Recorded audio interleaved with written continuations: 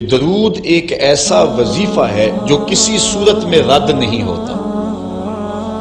چونکہ ہم یہ کہتے ہیں اے اللہ اپنے پیارے نبی پر رحمت نازل فرما، وہ تو پہلے ہی فرما رہا ہے، تو ہم کہیں یا اللہ اپنے نبی پہ رحمت نازل فرما، تو کیا اللہ فرمائے گا کہ میں نہیں فرماتا؟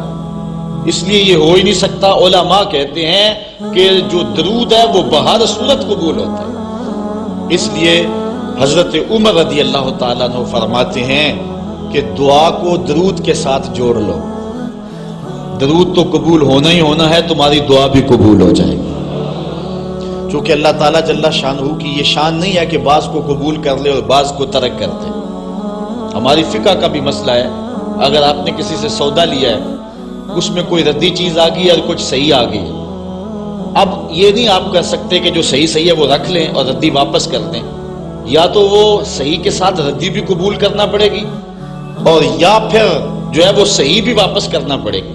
یہ نہیں ہوگا کہ مرضی کی رکھ لی اور مرضی کی واپس کر لی، یا سارا سودا قبول کرنا پڑے گا یا سارا سودا واپس کرنا پڑے گا۔ تو اللہ تعالیٰ جل شانہ کے حضور جب درود کے ساتھ دعا مانگی جائے تو پھر اللہ تعالیٰ جل شانہ اس دعا کو چھانٹ کے الگ نہیں کرتا کہ میں نے یہ نہیں قبول کرنی، درود کے ساتھ جو مانگی ہوئی دعا ہے اللہ وہ بھی مستجاب فرما لیتا ہے، وہ بھی قبول فرما لیتا ہے۔ درود پاک وہ بابرکت عمل ہے کہ جو اہل ایمان کو تعلیم دیا گیا۔ علماء نے لکھا کہ زندگی میں ایک مرتبہ درود شریف پڑھنا فرض ہے، اور جب حضور علیہ السلام کا نام لیا جائے اس وقت درود پڑھنا واجب ہے۔ اس کے علاوہ بھی وجوب کے اور بہت سارے مقامات علماء نے بیان کیے، اور نمایاں 40 مقامات علماء نے بیان کیے جہاں درود شریف پڑھنا مستحب ہے، لیکن بعض مقامات پہ درود شریف پڑھنا مکروہ بھی ہے، جس طرح باتھ روم اور اس قبیل کے اور مقامات اور جگہ اور جو ہے وہ احوال ایسے ہیں جہاں درود شریف نہیں پڑھا جائے گا۔ باقی درود شریف وہ بابرکت وظیفہ ہے، وہ مقبول بارگاہ عمل ہے کہ جس کو جتنی بار مرضی پڑھو، ایک تو طبیعت میں اکتاہٹ نہیں ہوتی، انسان تھکتا نہیں، اور دوسرا اس عمل کی برکتیں اتنی ہیں، اس کا ثواب اتنا ہے کہ حضور نبی رحمت صلی اللہ علیہ وسلم کا فرمان حضرت ابو ہریرہ رضی اللہ تعالی عنہ سے سماعت کر لیجئے کہ حضور علیہ السلام نے ارشاد فرمایا من صلی علیہ صلاۃ واحدۃ صلی اللہ علیہ عشرا، جو میرے اوپر ایک مرتبہ درود پڑھتا ہے اللہ تعالیٰ اس پہ 10 رحمتوں کا نزول فرماتا ہے۔ یہ اس بابرکت وظیفے کا نتیجہ ہے جو بندہ مومن کو نصیب کر دیا جاتا ہے۔ دوسری روایت حضرت انس بن مالک رضی اللہ تعالی عنہ سے مروی ہے ان النبی صلی اللہ علیہ وسلم قال من ذکرت عنده فلیصلی علی ومن صلی علی مرۃ صلی اللہ علیہ بہا عشرا۔ حضور نے فرمایا کہ جس شخص کے سامنے میرا ذکر کیا جائے اس کو میرے پہ درود پڑھنا چاہیے، اس لیے کہ جس نے میرے اوپر ایک مرتبہ درود پڑھا اللہ تعالیٰ اس پہ 10 رحمتیں نازل فرماتا۔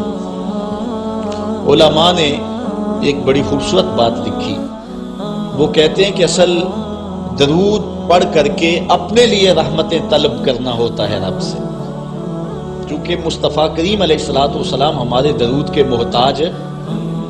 بندہ کہ میں درود پڑھ رہا ہوں، جب ہم نہیں تھے اس وقت بھی مصطفیٰ پہ درود پڑھا جا رہا تھا، جب کائنات کو خلق وجود بھی نہیں دیا گیا تھا مصطفیٰ پہ درود اس وقت بھی پڑھا جا رہا تھا۔ تو یہ ہم اپنی سعادت مندی حاصل کرتے ہیں۔ اس کی مثال یہ ہے کہ جو مانگنے والے ہیں وہ 2 طرح کے ہوتے ہیں۔ سورۃ الفاتحہ کی تفسیر میں میں نے مختصر بات آپ کے سامنے اس عنوان سے رکھی تھی۔ ایک وہ ہے کہ جو ڈائریکٹ دروازے کو دستک دے کے صاحب خانہ سے مانگتے ہیں، صاحب خانہ اپنی توفیق کے مطابق اس کو دے نہ دے اس کی مرضی۔ اور مانگنے والوں کا ایک اور طریقہ ہوتا ہے کہ وہ مانگتے نہیں، کسی شخص کے دروازے پہ کھڑے ہو کے اس کو دعائیں دینے لگتے ہیں، تیرے بچوں کی خیر، تیرے والدین کی خیر، جہاں دادے پر دادے سے شروع ہوتے ہیں اور نیچے نسل تک آتے ہیں۔ تو وہ جب دعائیں مانگ رہے ہوتے ہیں تیرے خاندان کی، تیری جد کی خیر، تو گھر والا سمجھتا ہے جو ہمیں دعائیں دے رہا ہے اصل خود خالی جھولی لے کر آیا ہے، یہ کچھ مانگنا چاہتا ہے۔ تو کوئی شخص اللہ کی بارگاہ سے مانگنا چاہے، اللہ تو اولاد سے پاک ہے، تو اس کے محبوب کی خیر مانگو، اللہ تعالیٰ ایک بار خیر مانگو گے 10 رحمتیں جھولی میں ڈال دے۔ تو یہ مانگنے کا ایک مہذب طریقہ ہے جو اہل ایمان مانگتے ہیں۔ اس لیے اگر سارے وظیفے چھوڑ کے صرف درود پڑھا جائے تو یہ کیسا عمل ہے؟ حضرت ابی بن کعب رضی اللہ تعالیٰ عنہ سے مروی روایت ابھی آ رہی ہے، آپ دیکھیں گے کہ یہ کتنا بابرکت وظیفہ ہے جس کی تعلیم حضور ارشاد فرما رہے ہیں۔ حضور علیہ السلام کا ایک اور فرمان سنیے جس کو امام طبرانی نے اپنی موجم میں روایت کیا ہے۔ حضور نے ارشاد فرمایا من صلی علیہ صلاۃ واحدۃ صلی اللہ علیہ عشرا، جو میرے اوپر ایک مرتبہ درود پڑھتا ہے رب تعالیٰ اس پر 10 رحمتیں نازل کرتا ہے۔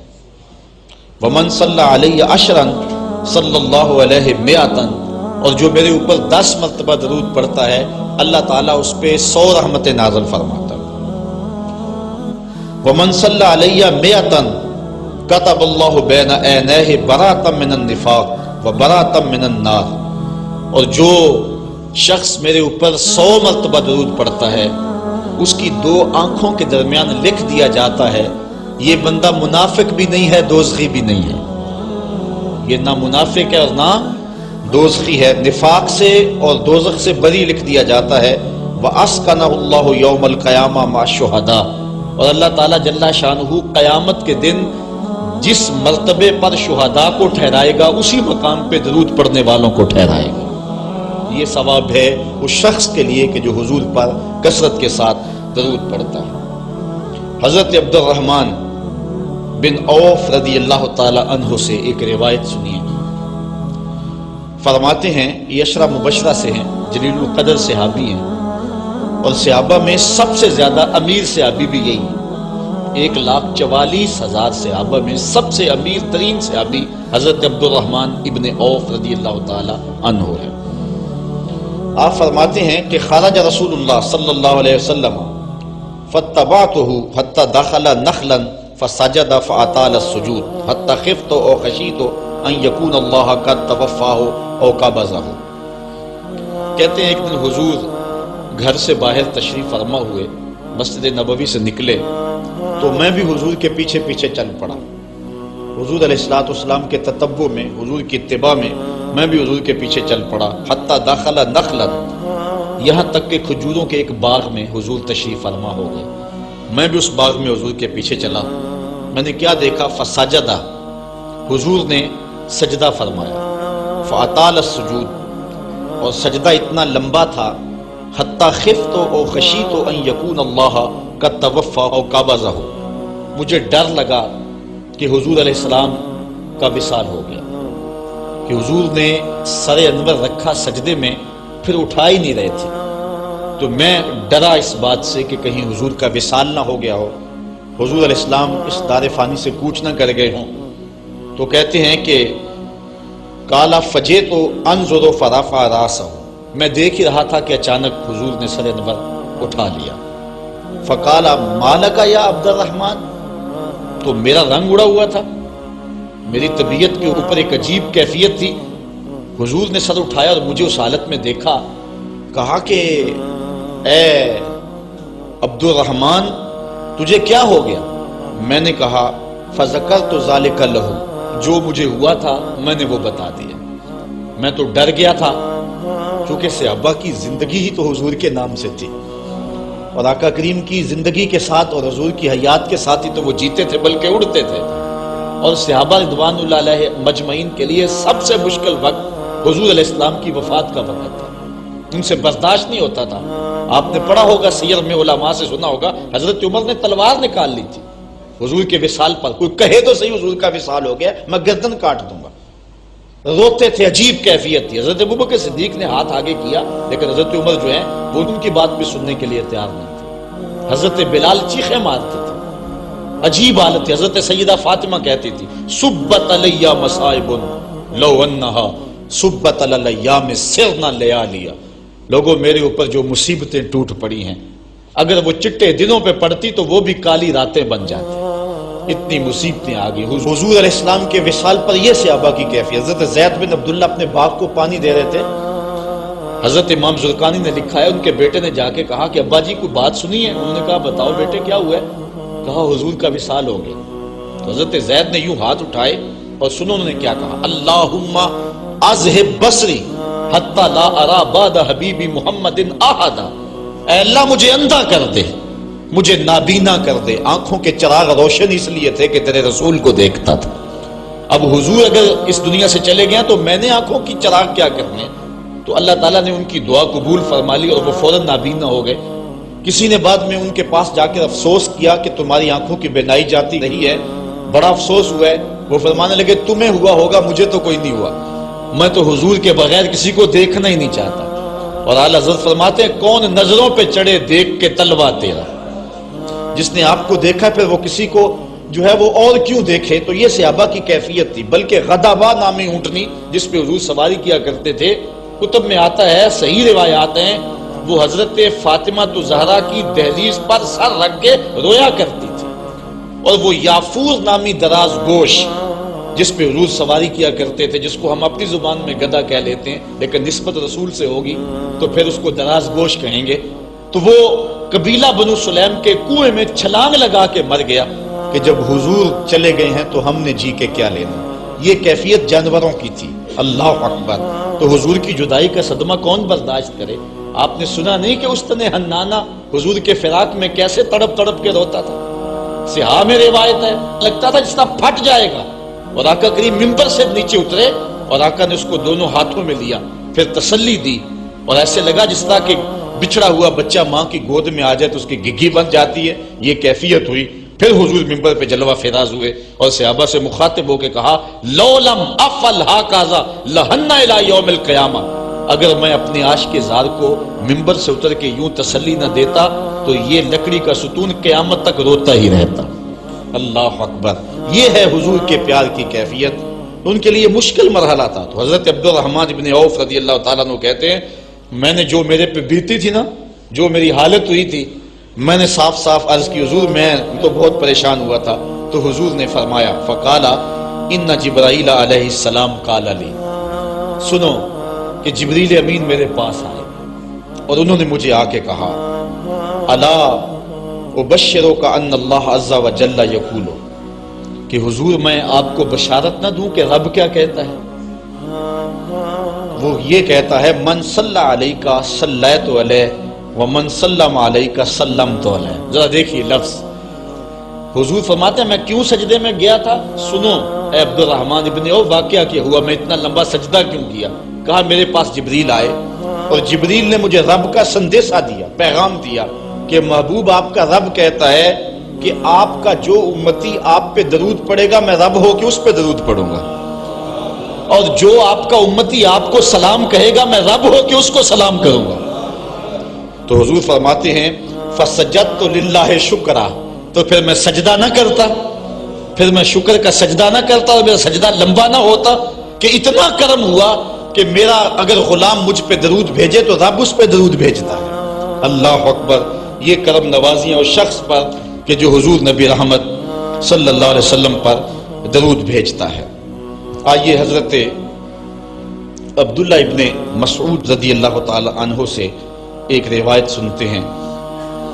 کہتے ہیں کہ ان للہ ملائکۃ سیاحین یبلغون عن امتی السلام. اللہ کے کچھ فرشتے ہیں جن کی ڈیوٹی یہ ہے وہ دھرتی پر گھومتے ہیں, پوری دنیا پہ چکر لگاتے ہیں, اور کرتے کیا ہیں جہاں جہاں بھی کوئی شخص میرے اوپر سلام بھیجے تو وہ اس امتی کا سلام میرے تک پہنچاتے ہیں کہ حضور آپ کے فلاں امتی نے آپ تک جو ہے وہ سلام بھیجا ہے. اور دوسری روایت حضرت حسن رضی اللہ تعالیٰ عنہ اپنے باپ حضرت علی المرتضیٰ سے روایت کرتے ہیں کہ حضور علیہ السلام نے ارشاد فرمایا حیث ما کنتم فصلوا علیہ فإن صلاتکم تبلغنی. فرمایا علی جہاں بھی رہو میرے اوپر سلام پڑھا کرو, تمہارا سلام مجھے پہنچتا ہے. جہاں بھی رہو میرے اوپر سلام پڑھنے کو عمل کو نہ چھوڑنا. قیامت کے دن حضور علیہ السلام کی سب سے زیادہ قربت کس شخص کو نصیب ہوگی؟ تو وہ روایت ہے حضرت عبداللہ ابن مسعود رضی اللہ تعالی عنہ سے کہ حضور نے فرمایا ان اول الناس بی یوم القیامہ اکثرہم علی صلاۃ، قیامت کے دن میرا سب سے زیادہ قریبی شخص وہ ہوگا کہ جو میرے اوپر کثرت کے ساتھ درود پڑھا کرتا ہے۔ حضرت ابی بن کعب رضی اللہ تعالیٰ عنہ کی وہی روایت جو میں نے جس کا اشارہ دیا، روایت کرتے ہیں کان رسول اللہ صلی اللہ علیہ وسلم اذا ذهب ربع اللیل قام فقال یا ایھا الناس اذکروا اللہ جاءت الراجفہ تتبع الرادفہ جاء الموت بما فیہ جاء الموت بما فیہ۔ کہتے ہیں کہ حضور علیہ الصلوۃ والسلام جب رات کا چوتھائی حصہ باقی رہ گیا تو آقا کریم علیہ السلام نے لوگوں کو بیدار کیا، لوگوں کو جگایا کہ اٹھو اللہ کا ذکر کرو، قیامت آنے والی ہے، موت آنے والی ہے۔ حضور نے صحابہ کو بیدار کیا۔ قال ابی بن کعب رضی اللہ تعالیٰ عنہ، حضرت ابی بن کعب رضی اللہ تعالیٰ عنہ فرماتے ہیں یہ جلیل القدر سے آبی اور حضور علیہ الصلوۃ والسلام ان سے قرآن سنا کرتے تھے، بلکہ ایک دن حضور گزر رہے تھے، حضرت ابی بن کعب رضی اللہ تعالیٰ عنہ تلاوت کر رہے تھے، حضور روک کے سننے لگے۔ اگلے دن ملاقات ہوئی تو فرمایا ابی میں گزر رہا تھا، تو تلاوت کر رہا تھا اور میں سنتا رہا۔ تو حضرت ابی نے کہا حضور اگر مجھے پتہ چل جاتا نا کہ آپ سن رہے ہیں تو میں اور سوار کے پڑھتا۔ محدثین شارحین لکھتے ہیں کسی کے دکھلاوے کے لیے قرآن سوار کے پڑھنا ریاکاری ہے، لیکن اگر حضور کے دکھلاوے کے لیے پڑھا جائے یہ ریاکاری نہیں ہے، یہ عین دین ہے۔ تو حضرت ابی بن کعب رضی اللہ تعالی عنہ کہتے ہیں کہ میں نے حضور کی خدمت میں عرض کی، فقلت تو میں نے عرض کی یا رسول اللہ صلی اللہ علیہ وسلم میں آپ پر بہت زیادہ درود شریف پڑھتا ہوں، فکم اجعل لک من صلاتی، تو مجھے بتا دیں کہ میں آپ پہ کتنا وقت درود پڑھا کروں۔ قال ما شئت، کہا جتنا تو پڑھ سکتا ہے، جتنا تیرے پاس وقت ہے، جتنی تیری مرضی ہے، میں کوئی مقرر نہیں کرتا۔ قال قلت، تو میں نے کہا الربع، میں چوتھا حصہ درود پڑھا کروں گا، باقی تین حصے باقی وظیفے کر لیا کروں گا۔ قال ما شئت، حضور نے فرمایا تیری مرضی، وَإِن زِدْتَ فَهُوَ خَيْرٌ لَكَ، لیکن اگر درود زیادہ پڑھے نا تو تیرے لیے ہوگا بہتر۔ ویسے تو اگر چوتھا حصہ پڑھے باقی تین حصے باقی وظیفے پڑھ لے، لیکن اگر ایسا کرے تو تیرے لیے بہتر ہوگا، زیادہ اگر پڑھ لے۔ قالا کہتے ہیں فقلت، تو میں نے کہا فثلثین، میں 2/3 پڑھ لیا کروں گا۔ قالا ما شئت، فرمایا جس طرح تیری مرضی۔ فَإِن زِدْتَ فَهُوَ خَيْرٌ لَكَ، لیکن اگر تو درود کو زیادہ کر لے تو یہ تیرے لیے بہتر ہوگا۔